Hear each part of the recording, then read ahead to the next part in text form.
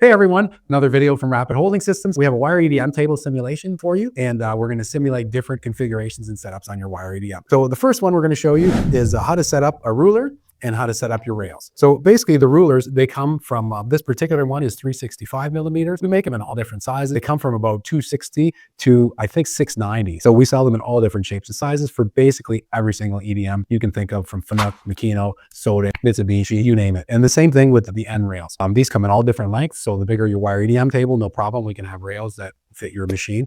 We do custom stuff all the time. What I have in front of me is the 365 ruler with the rail. So basically you can see from the rails, they're dovetailed on both sides. Also the end stops, there's 3mm screws here, and they're also on the same on the other side. And along that, the angle comes the holder, which is also, you can see there's an angle on each side. So when we tighten up the brass screw, it'll grab the rail. And basically these are the end clamps for our ruler today. Basic wire EDMs come with 8mm tap holes on the rail system, and they're about 50mm apart. So our rails have the same configuration. So we'll get our rail set up with our 8mm screws.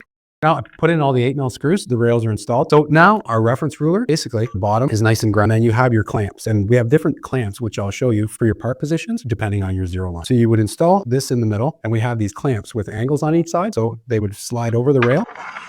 And these run up and down. They slide along the rail as well. So depending on where your part position is, if you need to get them tighter together. With these rulers, a bunch of different attachments actually attach to the face, or with these clamps, you can attach the part right to the face, vises to the face, different lobster claws, or you can actually use two of these rails at the same time. So you can have one on this side and then another one here on the opposing side. That way you can bring them together to hold larger parts. Now that we have our ruler set up, so there's different clamps that go on the bottom of the ruler. So some hold the part at the zero line and some hold it above the zero line for safety. So when you mount these at the bottom of your reference ruler, the top of this ground surface is actually at your zero line. There's actually two different sets of clamps that come with the bottom. And again, you can put them wherever you want. That way for big parts, small parts, you can encapsulate them. That's basically your setup of your basic ruler system and your rails. And these come in all different sizes for different wire EDMs, but compatible with every machine on the market: FANUC, Makino, Mitsubishi, Sodick, you name it.